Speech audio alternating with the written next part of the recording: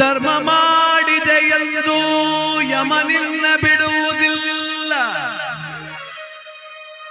ಕೂಡಿಟ್ಟು ಹಣವ ಕಟ್ಟಿದ ಮನೆಯೊಳಗೆ ನಿನಗೆ ಜಾಗವಿಲ್ಲ. ನನ್ನವಳೆಂದು ಕೈ ಹಿಡಿದು ಕರೆತಂದ ಮಡದಿ ನಿನ್ನ ಜೊತೆಗೆ ಬರುವುದಿಲ್ಲ. ಮುದ್ದಾಡಿ ಸಾಕಿದ ಮಕ್ಕಳು ನಿನ್ನ ಜೊತೆ ಬರುವರಲ್ಲ. ಪಟ್ಟೆ ಪೀತಾಂಬರ ವಸ್ತ್ರಗಳು ಪೆಟ್ಟಿಗೆಯಲ್ಲಿ ಕೂಡಿಟ್ಟವಲ್ಲ. ಜೀವ ನೀನೋಗುವಾಗ ನಿನ್ನವರ ಕಣ್ಣೀರೊಂದೇ ನೀ ಕಾಡಬೇಕಲ್ಲ.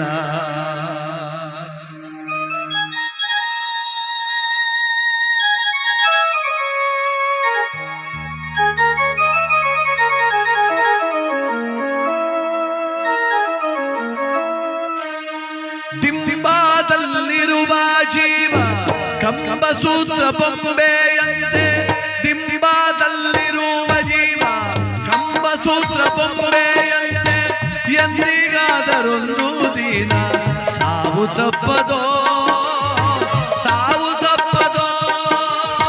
ದಿಂಬಾದಲ್ಲಿರುವ ಜೀವ ಕಂಬಸೂತ್ರ ಬೊಂಬೆಯಂತೆ. ಎಂದಿಗಾದರೊಂದು ದಿನ ಸಾವು ತಪ್ಪದೋ, ಸಾವು ತಪ್ಪದೋ.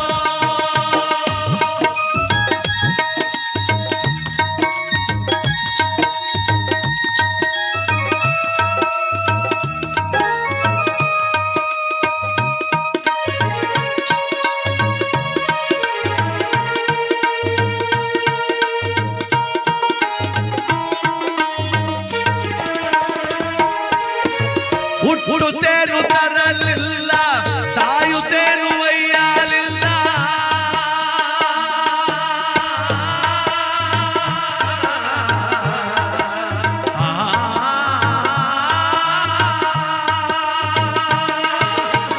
ಹುಟ್ಟುತ್ತೇನು ತರಲಿಲ್ಲ, ಸಾಯುತ್ತೇನು ಒಯ್ಯಲಿಲ್ಲ.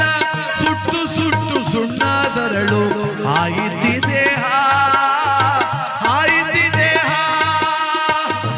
ಪ್ರತಿ ಕ್ಷಣ ನೋಡ್ತೀವಿ. ಹುಟ್ಟು ಸಾವು ನೋಡ್ತಾನೆ ಇದು ಜಗತ್ತಲ್ಲಿ.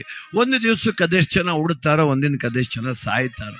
ಆ ಸತ್ಯ ಗೊತ್ತು ನಮಗೆ. ಒತ್ಕೊಂಡಾಗೇನು ಹೋಗ್ಲಿಲ್ಲ, ಬಂದಾಗೇನು ತರಲಿಲ್ಲ. ಅದ್ರ ಮಧ್ಯೆ ಹಾಳಾದ ಭಾವ ಬಿಡ್ತಿಲ್ಲ. ಹೋಗೋತ್ತು 3 ಎಕರೆ ಗದ್ದೆ ತೆಗೆದು ಬಿಡ್ಬೇಕು, ನಾ ಸಾಯತ್ತಿಗೆ 4 ಮನೆ ಕಟ್ಬಿಡ್ಬೇಕು, ನನ್ನ ಮಕ್ಕಳು ಹೆಂಡ್ತಿ ಭಾಳ ಸೇಫ್ಟಿ ಆಗಿದ್ಬಿಡು. ಏನು ಸೇಫ್ಟಿ ಮಾಡಿಯಪ್ಪ, ಏನು ಸೇಫ್ಟಿ ಮಾಡ್ತಿ? ಬರಬಾರ್ದು ಕಾಯಿಲೆ ಬಂದರೆ ಅದೇ ಜಮೀನು ಮಾರಿ ನಿನ್ನ ಆಸ್ಪತ್ರೆಗೆ ಸೇರಿಸ್ತಾರೆ. ಮಗ ಕೆಟ್ಟವನಾದರೆ ತಿಥಿ ಅದು 1 ತಿಂಗಳಿಗೆ 3 ಸಲ ಅಗ್ರಿಮೆಂಟ್ ಮಾಡಿ ಮಡಗ್ತಾನೆ. ನೀನೇನು ಸೇಫ್ಟಿ ಮಾಡೋದು ಅವ್ರನ್ನ? ನಾನು ಎಲ್ಲರನ್ನೂ ಸುಭದ್ರವಾಗಿ ಇಟ್ಬಿಡ್ತೀನಿ. ಲಕ್ಷ್ಮಣನ್ನು ರಾಮನ್ನು ಬಾಲದ ಕೋಟೆ ಒಳಗೆ ಮಡಿಕ ಕೂತಿದ್ನಂತೆ ಆಂಜನೇಯ. ನಾನು ರಕ್ಷಣೆ ಮಾಡ್ಬಿಡ್ತೀನಿ ರಾಮನ್ನ ಅಂತ. ಅವನ ಮಹಿರಾವಣ ಬಂದು ನೆಲದೆಲ್ಲ ಕೊರ್ಕೊಂಡು ಹೊತ್ಕೊಂಡು ಹೊಂಟೋಗ್ಬಿಟ್ಟ ಅವರ. ಹಂಗೆ ನಮ್ಮ ಜೀವನ. ನಾವ್ಯಾರನ್ನೂ ಕೂಡ ಸೇಫ್ಟಿ ಮಾಡಿ ಇಟ್ಬಿಟ್ರೆ, ನಾನು ಆಸ್ತಿ ಮಾಡಿ ಇಟ್ಬಿಟ್ರಲ್ಲ, ನನ್ನ ಮಕ್ಕಳು ಚೆನ್ನಾಗಿರ್ತಾರೆ. ಅದಕ್ಕೆ ಹುಟ್ಟುತ್ತೇನು ತರಲಿಲ್ಲ, ಸಾಯುತ್ತೇನು ಒಯ್ಯಲಿಲ್ಲ. ಸುಟ್ಟು ಸುಟ್ಟು ಸುಣ್ಣದರಳು ಆಯಿತಿ ದೇಹ, ಆಯಿತಿ ದೇಹ. ಹೊಟ್ಟೆ ಬಲು ಕೆಟ್ಟದ್ದೆಂದು ಎಷ್ಟು ಕಷ್ಟಪಟ್ಟೆಯ ಪ್ರಾಣಿ. ಹೊಟ್ಟೆ ಬಲು ಕೆಟ್ಟದ್ದೆಂದು ಎಷ್ಟು ಕಷ್ಟ ಮಾಡಿದರು. ಬಿಟ್ಟು ಹೋಗುವಾಗ ಗೇಣು ಬಟ್ಟೆ ಕಾಣದೋ, ಬಟ್ಟೆ ಕಾಣದೋ. ನೋಡಿ, ವೆಂಕಟೇಶಣ್ಣ ಕೂಡಿಟ್ರು ಹಣ ಅಂತ 5,000 ಕೈ ಕೊಟ್ಟು ಕಳಿಸಿವ. ವಸ್ತೊಂದು ಬಟ್ಟೆ ಉಡ್ಸ್ಬಿಟ್ಟು ಅರ್ಧ ಹಾಕ್ಬಿಟ್ಟು ಕಳಿಸಿರೋದು ನಾವು. ಬಿಟ್ಟು ಹೋಗುವಾಗ ಗೇಣು ಬಟ್ಟೆ ಕಾಣದೋ. 1 ಗ್ರಾಮ್ ಚಿನ್ನ ಬಿಡೋದಿಲ್ಲ ದೇಹದ ಮೇಲೆ. ನಮ್ಮ ಸ್ನೇಹಿತ ಹೆಂಡತಿ ತುರೋಗ್ಬಿಟ್ಟಿದ್ಲು ಮೊನ್ನೆ. ಹೋಗಿದ್ದೆ, ಅಳ್ತಾವನ್, ಬಾಪ ಉಮೇಶ್ ಬಾರೋ, ನೋಡಪ್ಪ ನನ್ನ ಮನೆ ಹಿಂಗೆ ಆಗೋಯ್ತಲ್ಲೋ, ನನ್ನ ಮನೆ ಮಹಾಲಕ್ಷ್ಮಿ ಹೆಂಗೆ ಹೊಂಟೋದ್ಲು ನೋಡೋ, ಹೆಂಗೆ ಮನ್ಗವಳು ನೋಡೋ.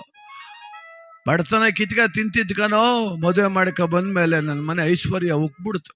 ಅವಳು ಮದುವೆ ಮಾಡ್ಕೊಂಡ್ಮೇಲೆ 4 ಎಕರೆ ಗದ್ದೆ ತಗೊಂಡೆ, 3 ಮನೆ ಕಟ್ತೆ, 3 ಮಕ್ಳು ಮದುವೆ ಮಾಡಿದೆ, 1.5 kg ಚಿನ್ನ ಮಾಡಿಸ್ದೆ, 5 kg ಬೆಳ್ಳಿ ಮಾಡಿಸ್ದೆ, 3 ಕಾರ್ ತಂದೆ, ಚೇರ್ಮನ್ ಆದ್ನಲ್ಲೋ. ಅವಳೇ ಹೊಂಟೋದ್ಮೇಲೆ ಮನೆ ಯಾಕೆ, ಮಠವೇ ಯಾಕೆ, ಆಸ್ತಿ ಯಾಕೆ, ಒಡವೆ ಯಾಕೆ, ವಸ್ತ್ರವೇ ಯಾಕೆ, ನಂದೊಂದು ಜನ್ಮ. ಅಲ್ಲೊಂದು ಹುಡುಗ ನಿಂತಿದ್ದ, ನಟರಾಜ ಬಾಯ್ಲಿ ಅಂದ. ಏನಣ್ಣ ಅಂದ.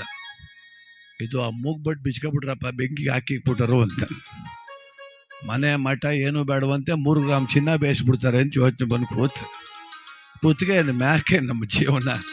ಅದಕ್ಕೆ ಮಹನೀಯರು ಜ್ಞಾನಿಗಳು ಹೇಳ್ತಾರೆ ಬಂಧುಗಳೇ, 10-8 ಲಕ್ಷ ಗಳಿಸಿ ಮತ್ತೆ ಸಾಲದೆಂದು ಬರರ, 10-8 ಲಕ್ಷ ಗಳಿಸಿ ಮತ್ತೆ ಸಾಲದೆಂದು ಬರರ, ಅರ್ಥಕ್ಕಾಗಿ ಆಸೆ ಪಟ್ಟು ನ್ಯಾಯ ಮಾಡುವರೋ, ಸುಳ್ಳು ನ್ಯಾಯ ಮಾಡುವರೋ, ಬಿದ್ದ ಬೆಳಸು ತನ್ನದ್ದೆಂಬೋ ವ್ಯರ್ಥ ಚಿಂತೆ ಮಾಡಿ ಬರಿದೆ, ಬಿದ್ದ ಬೆಳಸು ತನ್ನದ್ದೆಂಬೋ ವ್ಯರ್ಥ ಚಿಂತೆ ಮಾಡಿ ಬರಿದೆ, ಸತ್ತು ಹೋದ ಮೇಲೆ ಅರ್ಥ ಯಾರಿಗಾವುದೋ, ಯಾರಿಗಾವುದೋ.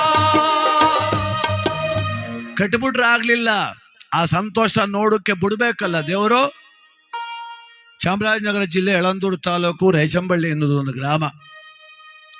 ಅಲ್ಲಿ ನಂಜುಂಡಸ್ವಾಮಿ ಅಂತ ಒಬ್ಬರು ಪಾಪ ಹಾಲು ಮತದ ಜನಾಂಗದ ನಾಯಕರು. ಅವರು ಕ್ರಾಂತಿವೀರ ಸಂಗೊಳ್ಳಿ ರಾಯಣ್ಣನ ಮಹಾದ್ವಾರ ಕಟ್ಸಿದ್ರು ಪಾಪ ಅವ್ರ ಊರಲ್ಲಿ. 6 ತಿಂಗಳು ಮೊದಲೇ ನಂಗೆ ಫೋನ್ ಮಾಡಿದ್ರು, ಅದು ಉದ್ಘಾಟನೆಗೆ ನೀವು ಆಡ್ಬೇಕು ಸ್ವಾಮಿ, ನಮ್ಮೂರಿಗೆ ಬಂದು ನಂಗೆ ಭಾಳ ಆಸೆ ಕರೆಸ್ಬೇಕು ಅಂತ ನಂಜುಂಡಸ್ವಾಮಿ ಅಂತ ಅವ್ರ ಹೆಸರು, ರೇಚಂಬಳ್ಳಿ ಗ್ರಾಮ. ಆಯ್ತು ಸರ್ ಅಂದೆ. ತಿಂಗಳಿಗೆ 3 ಸಲ ಫೋನ್ ಮಾಡಿದ್ರು, ಚೆನ್ನಾಗಿ ಆಡ್ಬೇಕು ಸ್ವಾಮಿ, ಚೆನ್ನಾಗಿ ಆಡಬೇಕು, ನೀವು ನಮ್ಮ ಭಾಗಕ್ಕೆ ಬಂದಿಲ್ಲ, ನಮ್ಮೆಲ್ಲ ಜನಗಳ ಸಂತೋಷ ಪಡಬೇಕು, ಕನಕದಾಸರ ಪದ ಆಡಬೇಕು, ರಾಯಣ್ಣನ ಪದ ಆಡಬೇಕು, ಮಾದೇಶ್ವರನ ಪದ ಆಡಬೇಕು, ಸಿದ್ದಪ್ಪಾಜಿ ಆಡಬೇಕು ಅಂತ ಅಭಿಮಾನದಲ್ಲಿ ಕರೆಸಿದ್ರು. ನಮ್ಮ ತಂಡ ಅಲ್ಲಿಗೆ ಹೋದ್ರೆ ಅವ್ರಿಗೆ ಏನು ಆನಂದವೋ, ಭಾಳ ಸಂತೋಷ ಅವ್ರಿಗೆ. ನಾಳೆ ಉದ್ಘಾಟನೆ ಬೆಳಗ್ಗೆ, ಇವತ್ತು ಸಂಜೆ ನಮ್ಮ ಕಾರ್ಯಕ್ರಮ. ಎಲ್ಲ ಊಟ ಮಾಡಿಸಿದ್ರು. ನಿಮ್ಗೇನು ಬೇಕು ಸ್ವಾಮಿ, ಸಮಯ ಕಮ್ಮಿ ನನಗೆ, ನಾನು ರಾತ್ರಿ ಎಲ್ಲ ಆಡೋದಿಲ್ಲ ಸ್ವಾಮಿ, ಒಂದು 3 ಗಂಟೆ ಟೈಮ್ ಆಡ್ತೀನಿ ಅಂದರೆ, 1 ಗಂಟೆ ಆಡಪ್ಪ ನೀನು, 1 ಗಂಟೆ ಆಡು ಸಾಕು, ನಮ್ಗೆ ಆಡ್ಬೇಕಷ್ಟೇ. ಎಲ್ಲ ರೆಡಿ ಮಾಡ್ದೋ, ವಾದ್ಯ ಸ್ಟೇಜ್ ಮೇಲೆ ಕೂತ್ಕೊಂಡೆ, ಒಂದು ಪ್ರಾರ್ಥನೆ ಆಡಿದೆ. ಸ್ಟೇಜ್ ಮೇಲೆ ಬಂದು ಹೂನಾರ ಹಾಕ್ಬಿಟ್ಟು ಕೆಳಕ್ಕೆ ಹೋಗಿ ಕೂತ್ಕೊಂಡವ್ರು ಮ್ಯಾಕ್ ಕೇಳಲೇ ಇಲ್ಲ. ನಾಲ್ಗೆ ಕಚ್ಚಿದ್ರು, ನೊದ್ಲೆ ಸುರಿಯಿತು, ನಿಲ್ಸಪ್ಪ ಅಂದರು. ಪಕ್ಕದಲ್ಲೇ ಒತ್ಕೊಂಡು ಓಡೋದ್ರು ಆಸ್ಪತ್ರೆಗೆ, ಅಲ್ಲಿಂದ ಫೋನ್ ಮಾಡಿದ್ರು ಸತ್ತೇ ಹೋದ್ರು ಅಂತ. ಎಷ್ಟು ಚಂದ ಕಟ್ಟಡ ಕಟ್ಸಿ, ಎಷ್ಟು ಮಹದ್ವಾರ ಕಟ್ಸಿ, ಎಷ್ಟು ಚೆನ್ನಾಗಿ ಕರೆಸಿ ಅನ್ನ ಹಾಕ್ಬೇಕು ಅಂತ ಆಸೆ ಇಟ್ಟು ಮನುಷ್ಯನ ಭಗವಂತ ಉದ್ಘಾಟನೆ ನೋಡಕ್ ಬಿಡ್ಲಿಲ್ಲಲ್ರಿ. ಎಷ್ಟು ಚೆನ್ನಾಗಿ ಅರ್ಥ ಮಾಡ್ಕೋಬೇಕು ಗೊತ್ತಾ ನಾವು ಈ ಜೀವನ. ನಾವೆಲ್ಲ ಕರ್ತವ್ಯ ಪಜ್ಞರಷ್ಟೇ. ಬೆಳಿ ಯೋಗ್ಯತೆ ಇದೆ, ಅನುಭವಿಸು, ತಿನ್ನು ಯೋಗ್ಯತೆ ನನಗೆ ಕೊಟ್ಟವನ. 10 ಎಕರೆ ತುಂಬ ಭತ್ತ ಬೆಳೆದ್ಬಿಟ್ರೆ ಏನ್ ಬಂತು, ಶುಗರ್ ಬಂದ್ರೆ ಅನ್ನ ತಿನ್ನಂಗಿಲ್ಲ.